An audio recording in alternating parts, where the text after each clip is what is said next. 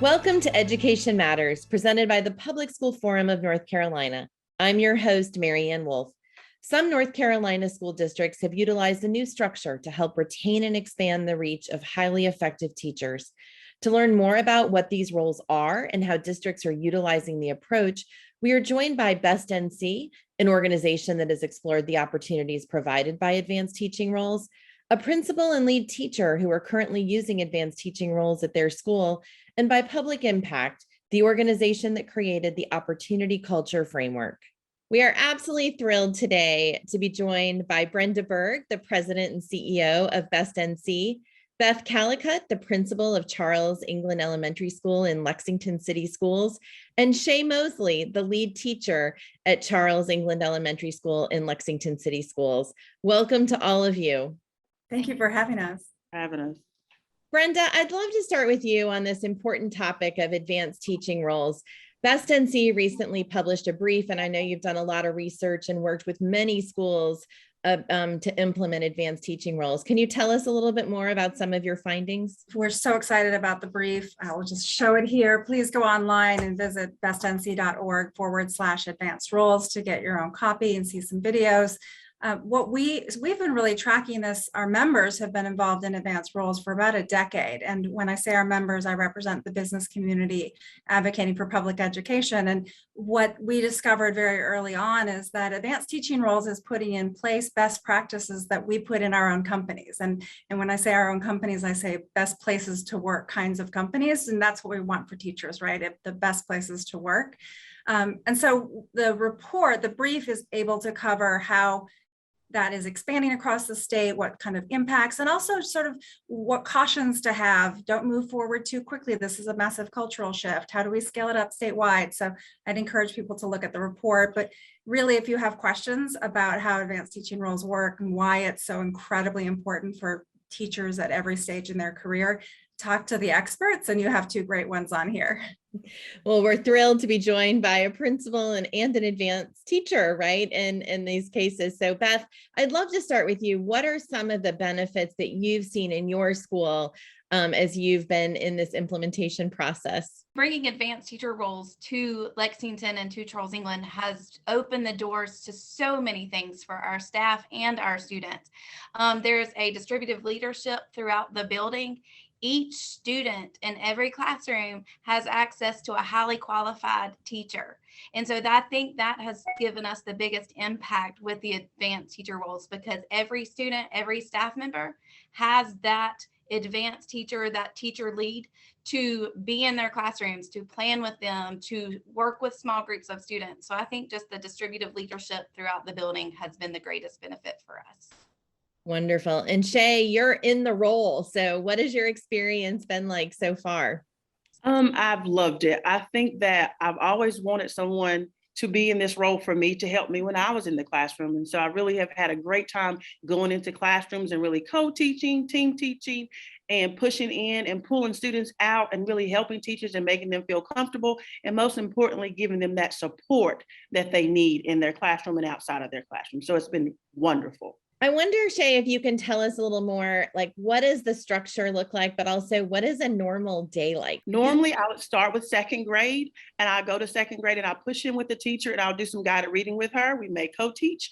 I may pull a small group and I'll help her with that for about an hour. And then I'll pop out of there and I'll go down to third grade and I'll push into a classroom there and help with maybe a math lesson or help co-teach with them. And I do a lot of planning. And so I'll go into planning with second grade and I help second grade to plan, and we kind of unpack the standards and we talk about what's going to happen the next week and any help that they need. I'll help them with that if they don't understand the standard. And I also will do that with third grade. In third grade, I'll pop into their planning as well. And I help them and we unpack the standards as well. And we talk about what we need to do and also how I can help if I need to push in or if I need to pull out. I'm just about everywhere, wherever I'm needed, I push in to help. And even in fourth grade, I know with Miss Callicutt, she wanted me to do second and third to help with them a lot, to give them some support. But if fourth grade had needed me, I would push in with them as well. Beth, I wonder if you could talk a little bit more about how this has shifted communication, culture in your school. It has really given me boots on the ground when I've had to COVID trace, or when I've had to work with discipline, or if I had to go to central office, I know that those lead teachers are in the classrooms, they're in planning. We have extended reach teachers in, first and fifth, and then we have a lead teacher again in fourth. And so each grade level has that teacher support. The students have that teacher support. What's been really interesting is when you do go into a classroom and we may have visitors come, or we have different people come in the classroom, and they'll say, which one's the teacher? And so I think that is huge as well, because then the students get to see so many layers of support as well as that teacher. And so I think it has helped me a lot. If I can't get into a classroom, or if I can't get into planning because of different things coming up, I have these lead teachers and extended impact teachers to help with the curriculum pieces. One of the things I'm curious about, and Brenda, you might even have some data to share on this, is how has this helped both support early career teachers, but also in that teacher retention piece? And I'm happy to start with you, Brenda, but Beth and Shay might have additional experience too. What we saw from the very beginning was that schools that were doing advanced teaching roles were attracting beginning teachers to those schools, because two things really. One is Ms. Mosley spoke about that embedded support. You're now getting that support, and that support's important at every phase in your career. I mean, I have people who support me in my development. We all do. But also a lot of schools that are structured with one principal, 50 direct reports, because there's not much you can give to those really effective teachers besides a smaller classroom. We are often putting our beginning teachers or our developing teachers in the hardest classroom in the building, which is the opposite of what business would do, right? You start with a small account, you have people working with you and supporting you. And so we saw from the very beginning that the structure, when teachers say, I don't feel supported, I don't feel like I'm being treated like a professional, they may not know exactly how to put their finger on what that is. But when you see an advanced roles school, you see what it does look like to be treated like professional. So we're seeing people apply to schools that have advanced roles in higher numbers, but we're also seeing retention in those schools. So especially effective teachers, but beginning teachers are staying in those schools as well. And then of course, those are leading indicators. And the next indicator, of course, is achievement. And you start to see achievement go up when you see those first indicators go up. We've had a rough 2 years for data. So we have limited data on the achievement numbers, but the retention numbers, when you go to individual schools that are doing ATR, are the ones that really pique our interest. And just to give you a sense of numbers, there are over 900 advanced teaching roles teachers in the state of North Carolina right now, in 9% of our schools, impacting almost 9,000 peer teachers. So this is something that, while it isn't statewide and many, many teachers haven't had any contact with it and are not familiar with it, it's happening, and it's happening in big districts, small districts, rural, urban, wealthy and poor. So we definitely have proof of concept that this can work. Well, Beth and Shay, as we wrap up our time together, I'd just like to get your advice and any final thoughts you have about advanced teaching roles for educators, but also the general public who care about education. Shay, I'll start with you. I think that it's worked great in our district so far, and I really think that everybody should at least try it, just to give teachers support. And I think as an previous educator, I think that the support that I've given teachers this year is something that I wanted as a teacher. And I always wanted to be what I wanted. And I think it's just been great. And I think people should give it a try. It's going to take some time. It may be trial and error. You have to make sure that you customize it for your school system. But once you get it there, I think it'll be excellent. Wonderful. And Beth, you get the final advice. Yes. And Ms. Mosley kind of led me into it, but I was going to say one size does not fit all. As a principal, I have the flexibility to structure in the way that our staff needs and that way that our students need. And so that may change from year to year based on our needs. And so one size doesn't fit all, but keep trying until you find the structure that works for your school. It really does depend on where your needs are. And Ms. Mosley has mentioned before, she was a veteran teacher, but she still wanted that support. So not only just putting all your support with beginning teachers, yes, they need support, but everybody in the building needs that layer of support. So one size doesn't fit all, and make sure that you find a structure that works for your school. Well, thank you all for joining us and enlightening us about the work going on, but also special thanks to Shay and Beth for what you're doing in your school every single day. So thank you for joining us, and we are thrilled to talk to you, and I'm sure we'll be in touch again sometime soon. After the break, we will talk to Bryan Hassel from Public Impact about opportunity culture. Education Matters is brought to you each week in part by Participate Learning. Welcome back to Education Matters. We are so pleased today to be joined by Bryan Hassel, the co-president of Public Impact. Welcome. Thank you for having me. As you know, Bryan, today we're talking about advanced teaching roles and how we make sure to meet the needs of every child in our schools. And you have done a lot of work for several years now on your opportunity culture efforts. And I wonder if you could tell us a little bit about that. We've had the great opportunity, and I really shout out to the Public Impact team for working with many districts across the state and really across the country to implement an approach to advanced roles called opportunity culture. And in that model, we are aiming to reach every child with great teaching consistently and give every educator great career opportunities while continuing to teach. And the cornerstone of it is multi-classroom leadership. Teachers join teams led by a proven excellent teacher, and they work together to get the job done for the kids. That great teacher earns more and has a chance to advance in their career and keep teaching at the same time. I wonder, Bryan, if we think about the parents watching this or grandparents or others who have had kids in school recently, what might this look like for a third grade student? Third grade student would perhaps still have Miss Johnson as her homeroom teacher, but then a few times a week, that multi-classroom leader would be in the classroom with Miss Johnson, co-teaching with her, working with small groups of students, modeling instruction for Miss Johnson, maybe standing in the back of the room sometimes, watching Miss Johnson in action so they could get feedback about their practice. And so from a kid's point of view, it's like having another teacher who's also responsible for your learning. And we have some great videos from students talking about what it's like to have that extra support. Here's the video from Public Impact coming from students at Hairston Middle School in Greensboro. Let's take a look. All right, so that first one, someone help me find out the period in the first one. Well, John. She kind of comes in our class and she like observes and maybe pitch in and help our teacher. And she like if you ask her a question, she'll answer it. She's like another helper when she comes. It's like she's kind of spectating, but also ready to help at any point in time.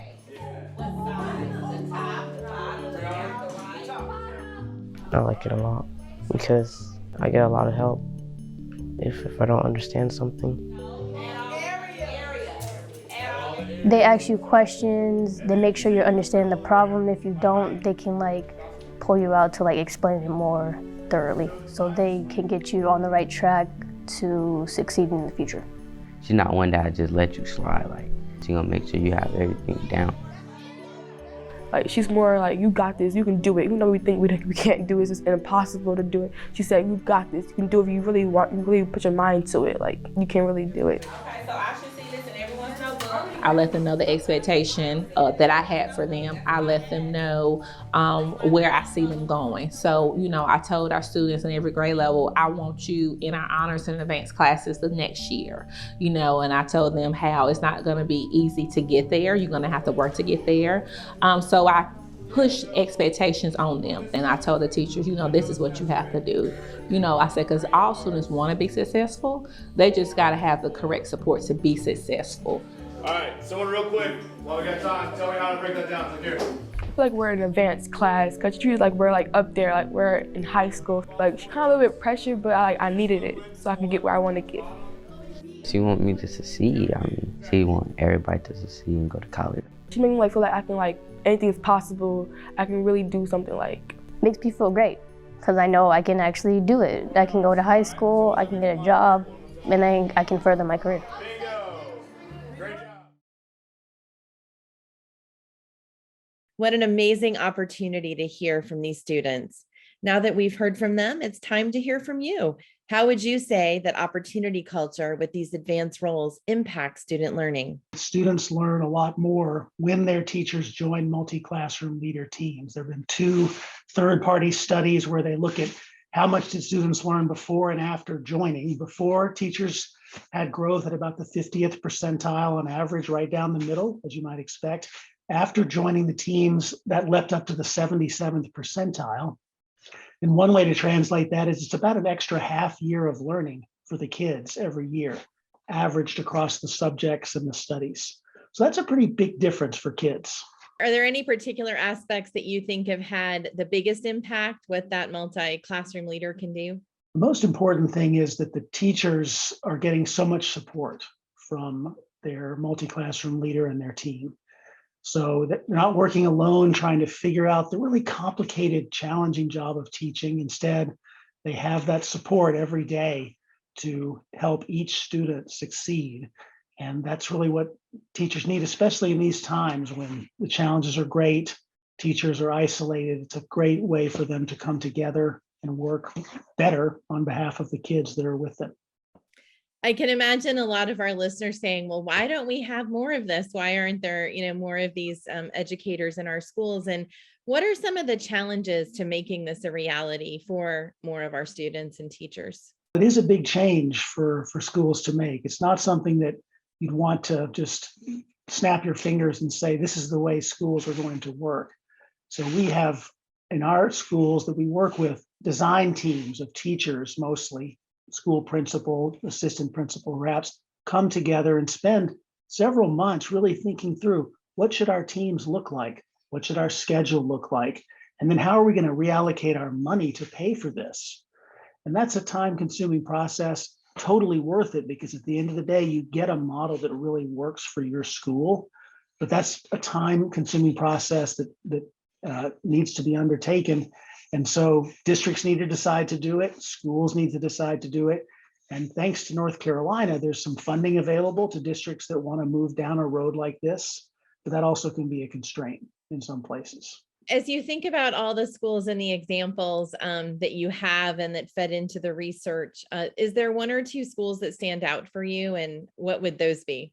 Some of the schools in Edgecombe County, which has been a district in North Carolina that was really pioneered in a lot of ways, including opportunity culture. And if you look there, you see just such a long-term commitment by the district, multiple superintendents, multiple principals to say, let's really build this into our fabric of our schools and use it whenever we think of a new innovation. Let's have multi-classroom leaders really carry the ball and help make it happen for every child. So I don't want to point at a specific school, but that's one district that I would call out as being particularly committed and focused. And one thing that we've heard is just how this can really be an opportunity for teachers, and you reference that. Do you think it leads to teacher retention and maybe recruitment too? We have seen districts use these roles to recruit. The average multi-classroom leader makes about $12,000 above the salary schedule. So it's a chance to say, come to our district and you can have this advanced role. It is a way to keep your great teachers too, because they can, a lot of great teachers, most of them don't want to leave the classroom, but that's really their only option if they want to earn more and move up to a different position. And so it's a way to retain great teachers. And then finally, there's great evidence that more support for early career teachers helps retain them. And so that's a lot of what multi-classroom leaders are providing. And we've heard that as well. So I really appreciate that. Well, in our final minute or two, I wonder if you have advice for district leaders or school leaders, if they're thinking about this or curious about this. My advice would be to think about how can you have every child and every educator in your district benefiting from these new models of organizing schools and learning. So, because every child needs great teaching consistently, and every educator deserves the support and opportunity that they can get if schools are organized in a different way. So it might be tempting to think of, let's just do this in a small pocket of our school or small pocket of our district. Really, this is something that I'd encourage everyone to think big and say, how can we reach every child and every educator every year? State leaders are also important. They're the ones that support the Advanced Roles program that's provided funding for districts to make this move. And they can also make policies that make flexibility possible, that let districts make these sort of shifts more easily. The more flexibility districts have when it comes to money and how they organize class sizes, the better for getting the job done. Well, I really appreciate this and the deep focus on the impact on students, but also on the impact of our educators. So thank you, Bryan, for all the work that you and your team does. After the break, this week's final word. Mr. Keenan is a teacher who had a big impact on me in my writing and public speaking, but more importantly, he pushed me to grow and challenge myself in areas that I was less comfortable pursuing. He continues to influence me today, more than 35 years later. He taught high school students in the classroom for his entire career. Many teachers, however, believe that in order to advance in their careers, they have to leave their classrooms and their direct work with students. This is typically true if they want to take on new roles or earn a higher salary. Many teachers have advanced degrees and feel compelled to leave the classroom to pursue positions that compensate them for their additional educational attainment. And many others describe needing more pay to support their families. While we need capable individuals in other roles in education, we also lose a great deal when effective educators leave the classroom. Losing their direct work with students and their teacher leadership comes at a cost for our students. Alongside preparation and compensation, opportunities for advancement can have major impacts on the decisions of potential educators, as well as those already in classrooms. However, some schools across North Carolina and the country have pursued an approach called advanced teaching roles that keeps teachers working directly with students and their peer educators, but also provides opportunities to move into new roles and earn a higher salary. Advanced teaching roles offer growth opportunities for experienced educators while aiming to improve the support systems available to educators and students. This approach, which comes in many different forms, offers an opportunity for a redistribution of responsibilities that benefits not only a school's educators, but also its students. Each participating school has the ability to design a model which redistributes responsibility in a way that works for their community. Beginning teachers are provided more guidance and support on a regular basis, while teachers with more experience have an opportunity to mentor teachers, co-teach, and provide one-on-one learning time with students. Because of this, educators have more time to dedicate to their students and themselves. A Gallup poll from this year noted that 44% of K-12 teachers reported often feeling burned out more than any other industry. Understanding that teachers simply cannot be expected to juggle everything without proper support, like an advanced teaching role person can provide, is essential to fixing this. We heard today from Mosley, a lead teacher from Charles England Elementary School in Lexington, North Carolina, about how advanced teaching roles can offer an experienced, effective teacher the opportunity to have a more significant impact on their school. Instead of veteran teachers reaching a point where they feel stagnant in their classroom careers or feel like the only growth opportunity is to transition into administration, they can have a new opportunity to continue in the classroom while expanding their roles and abilities. Charles England Elementary's principal, Beth Callicutt, shared how structures like these also allow those in administrative roles to dedicate more of their efforts towards big picture school operations and improvements, creating the kind of effective workplace educators are able to thrive within. When administrators and teachers are better supported, so are the students. We heard about the opportunity culture approach to advanced teaching roles. Listening to students at Hairston Middle School in Greensboro, it's clear that having another teacher in the classroom provides extra support and gives students the time and attention they need in order to grow. They have more opportunities to understand concepts, learn in smaller group settings, have more personalized opportunities, and most importantly, feel that they can succeed. To learn more about the history of advanced teaching roles and opportunity culture, we encourage you to take a look at Best NC's policy brief and public impacts research, honoring the experience and expertise that teachers like Mr. Keenan and Ms. Mosley bring to our schools in different ways can provide opportunities to keep effective teachers working directly with students and teachers. Thank you for taking time with us to learn and think about education. That's all for today, and we'll see you next week.